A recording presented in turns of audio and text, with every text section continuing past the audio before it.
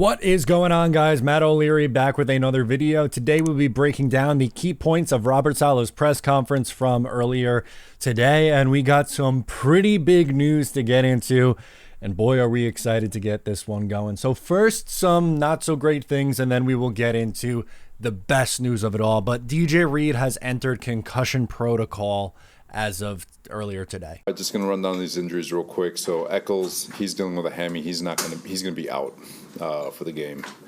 DJ Reed was entered into the concussion protocol. He won't practice today, but we are optimistic that he'll get everything cleared by game day. Tony Adams will be limited. Sam McGuavin will be limited. Schweitzer's back in practice. He'll be limited. And then Mackay is on his normal schedule.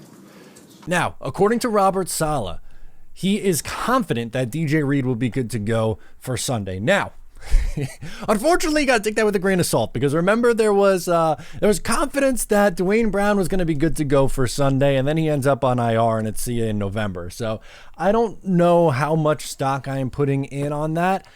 Concussion protocol, a little bit different, and we'll see. Keep a close eye on when he gets cleared from concussion protocol. I would hope that he is able to go, because as everyone knows who watches this team, consistently, the Jets defense, a big part of it, yes, is the pass rush, as we know.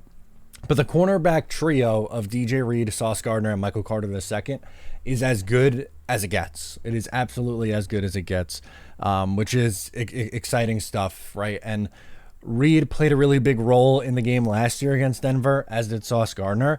But you want this team at full strength. This is an absolute must-win game for the New York Jets, and I want all systems go in this game. And that would be a really tough blow. Brandon Eccles is out, but he hasn't really played a ton yet this year. He is someone that you would like to have active if DJ Reed can't go, because that probably means more Breece Hall.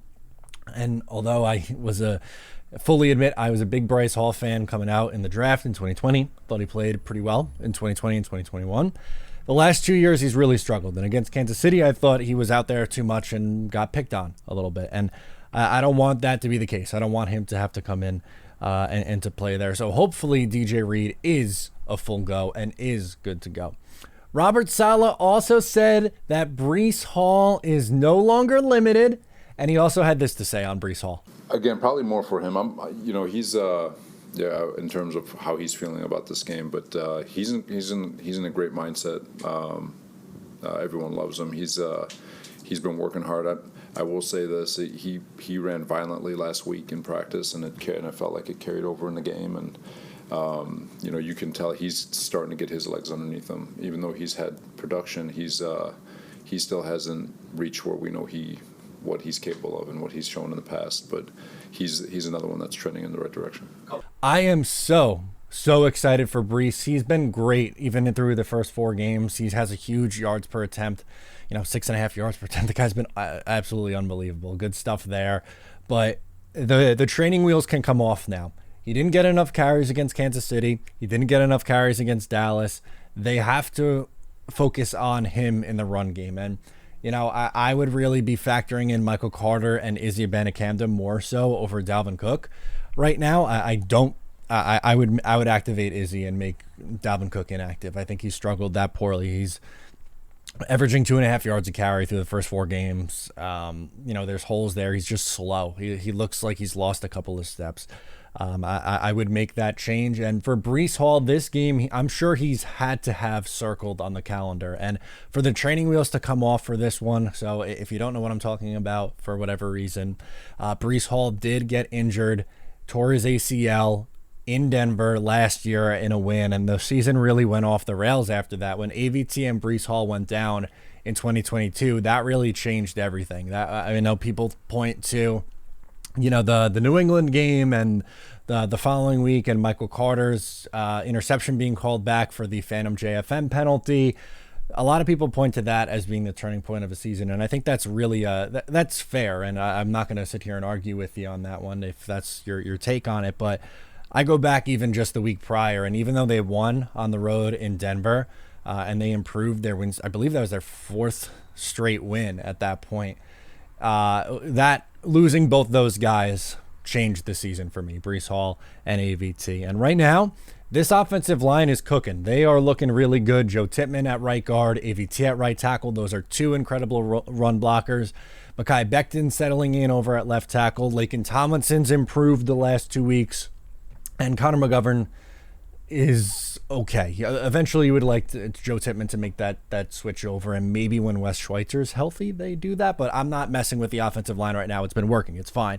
But I would love to see, as much as I want Nathaniel Hackett and Zach Wilson to be in their bag and throw for a bunch of yards, Breece Hall having a big day would be epic for him after, again, having his rookie season cut short on that field in Denver last year. He's no longer limited. I hope he goes out there and absolutely tears it up. And who knows, maybe he gets involved in the passing attack also. And finally, before we get out of here, Robert Saleh spoke again on Sauce Gardner. So if you remember, earlier in the week, he talked about wanting clarifications from the referee. So bear with me. This is a little bit of a longer quote, but I think it's important to read the whole thing and to talk about the implications from Robert Saleh and why he is spot on with this quote. And this is what I was trying to convey from Sunday through now on this game against Kansas City. But he goes, the call doesn't matter. You can look at the clip and say, well, he fouled, he didn't foul. The clarity is just the consistency at which we officiate. They've got a hard job as it is. You go through these 3 quarters. We were the beneficiaries of some calls. They were of some. We got away with a couple. They got away with a couple. There's a style of play that gets established between the way we officiate and the players. Their DBs are handsy, our DBs are handsy. It's just why in the 4th quarter did we decide. That's all. You can look at every play, and I promise you someone's cheating on every play. You can throw a flag on every play, but that's not the point. It's where's the consistency? What are we trying to accomplish? That's where the frustration was. Thank you. That is exactly what I was trying to articulate the last 4 days here. And Robert Saleh summed it up perfectly. I understand the referees have a very, very challenging job. They do. And they're not going to get every single call right. But it's the consistency that was being used through the entire game. As he said, it's a physical game. And there were mistakes. Kansas City got the benefit of a couple calls. Saleh's right. And the Jets got the benefit of a couple calls. There were opportunities on both sides. But when you let go on the same drive just a few plays earlier, you let go the holding on Jermaine Johnson. You let that one go. Then you also have to let go the holding call on Sauce Gardner. Or if you call the one against Jermaine Johnson, right? Not that the then hold on Sauce Gardner would have happened because it would have been 3rd and 40 and the Jets probably get off the field. I wouldn't have had as much of an issue if they called that one against Jermaine Johnson and then called that one against Sauce Gardner. Right? Like, it's the consistency. If you let the first one go, you got to also let that one go. And it was in a huge spot. And he's right. Just stay consistent. And that's why he was so upset on the sidelines. It's totally understandable to see why Robert Saleh was that upset on the sidelines. It's not just isolating that call and why that was the one, like, that's the straw that broke the camel's back, right? Like, that last one was really the one that set him off. It's because of everything before that. You have a way the game is played. Everyone understands, like, this is how we're playing the game. And then at the last possible moment in the most important part of the game, it changes. It's the consistency that's the problem. They're not going to get every call right. You can't review every play. That's ridiculous. Like, you can't throw a flag on every play either. That's also ridiculous. I understand both of those things. And I am fully willing to, put it out there and say that, like, that's what it is. It is what it is. That's just how it is. But at the same time, the consistency in which the games are called is the problem that Robert Saleh has and is the problem that I have. Thank you, Robert Saleh, because that's exactly what I've been trying to articulate for the last 4 games. So that's the biggest takeaways from Robert Saleh's presser today. Let me know your thoughts in the comments below. Thank you so much for tuning in. I'm Matt. I'll catch you next time.